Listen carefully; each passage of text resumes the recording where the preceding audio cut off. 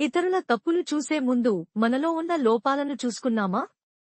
తప్పులన్నేవారు తమ తప్పులెరుగరు అంటాడు వేమన. మన సమాజంలో కొందరు ఇతరుల్లోని లోపాలను ఎప్పుడూ వేలెత్తి చూపిస్తూ విమర్శించడంలోనే ఆనందం కనుగొంటారు. గురివింద తన మచ్చ ఎరగనట్లు తమలోని లోపాలను పట్టించుకోకుండా ఎదుటివారి తప్పులను వెతికి పట్టుకుని విమర్శించటం వల్ల అనుబంధాలు దెబ్బతింటాయి. నిజానికి భగవంతుడి దృష్టిలో అందరూ సమానులే. లోపాలు, దోషాలు ఉన్నంత మాత్రాన ఎవ్వరినీ తక్కువగా చూడకూడదు. రూపభేదాలు భౌతికమైనవే కాని హృదయానికి లేవు. ప్రతి ప్రాణిలోనూ ఆ పరమాత్మ నివసిస్తాడు. అందుకే ఈ సృష్టిలో ప్రతి జీవిని ప్రేమించాలి. ప్రతి ప్రాణిలో ఆ పరమాత్మను దర్శించే స్థాయికి మనం ఎదగాలి. మనిషి సంఘజీవి. ఈ సమాజంలో ఒకరి సహకారం లేకుండా మరొకరు బ్రతకలేరు. ఎంత గొప్పవారైనా మరొకరి సహాయాన్ని పొందాల్సిందే. వృత్తి వల్లనో, రూపం వల్లనో, బలహీనతల కారణంగానో ఎవరినీ చిన్నచూపు చూడకూడదు. సమాజానికి అందరూ అవసరమే. నవ్విన నాపచేనే పండు తీయనవుతుందని పెద్దలు అన్నారు. శ్రీరాముడి విజయానికి వానరసేన తోడైనట్లే మన జీవితంలో కూడా సహకారం ఎంతో ముఖ్యం. అల్పవస్తువులు, అల్పజీవులు అంటూ ఈ సృష్టిలో ఏదీ లేదు. అష్టావక్రుడు తన అసమానమైన పాండిత్యంతో వందిని ఓడించి తన తండ్రిని చెరనుంచి విడిపించాడు. అలాగే వామనుడు తన చతురతతో బలిచక్రవర్తిని పాతాళానికి అణచేశాడు.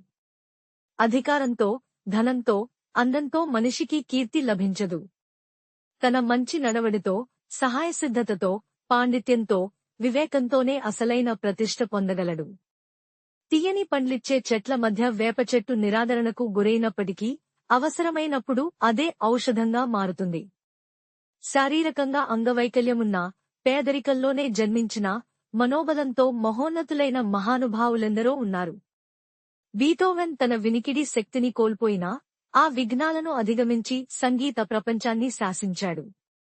కటిక దారిద్ర్యంలో పెరిగిన అబ్రహం లింకన్ తన పట్టుదలతో అమెరికా అధ్యక్షుడయ్యాడు.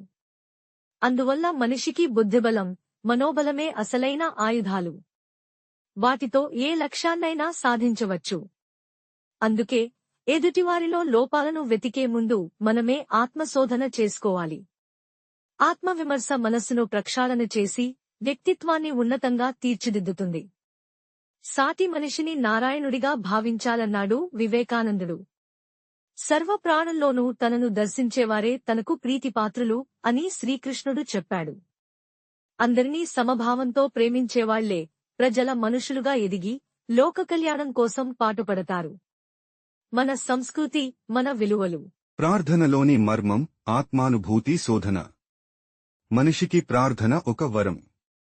అదొక అపూర్వమైన ఆధ్యాత్మిక ద్వారం. ఒక ధైర్యస్వరూపం. మొత్తానికి ప్రార్థన అనేది ఒక గొప్ప ఆత్మానుభూతి. ప్రార్థన శక్తిమంతమైన సాధనమని విజ్ఞులు చెబుతారు. తాము విశ్వసించే భగవత్ స్వరూపాన్ని మనసా, వాచా, కర్మణా అర్థించడం. తమను తాము పూర్తిగా భగవంతునికి అర్పించుకోవడమే నిజమైన ప్రార్థన.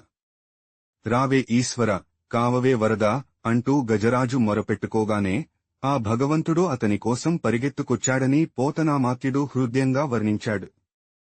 తన శక్తిపై నమ్మకంతో పోరాడిన గజేంద్రుడు ఆపై పూర్తిగా భగవంతునిపై తాను భారం వేశాడు.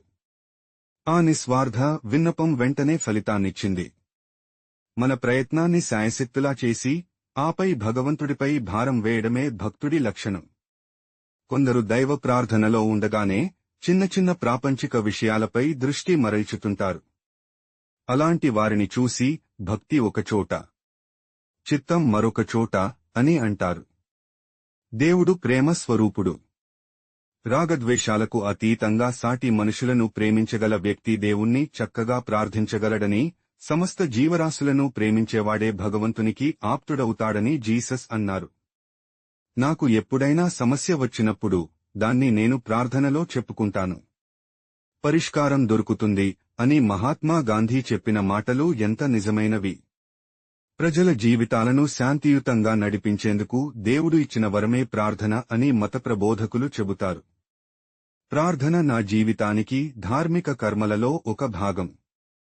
నన్ను నడిపించే, నాపై ప్రసరించే అమ్మవారి అనురాగం అని రామకృష్ణ పరమహంస అన్నట్లు ఎంతోమంది మహానుభావులు తమ జీవితాలను ప్రార్థనతో ప్రభావితులుగా తీర్చిదిద్దుకున్నారు. వేదాల్లో ప్రార్థనలు మంత్రాల రూపంలో ఉంటాయి. మంత్రాలలో శబ్దానికి ప్రాముఖ్యత ఉంటుంది. శబ్దానికి, వాక్కుకి వేదాలలో కొన్ని ఆచారకర్మలు ఉన్నాయి. యోగులు వాక్కును దైవస్వరూపంగా భావిస్తారు. అది భగవదనుగ్రహం పొందేందుకు ఉపకరిస్తుందని వారు నమ్ముతారు. ప్రార్థనలు వ్యక్తిగత ప్రయోజనాల కోసమే కాకుండా లోకశాంతి, పరిపూర్ణత, ఆత్మశుద్ధి కోసం కూడా జరుగుతాయి.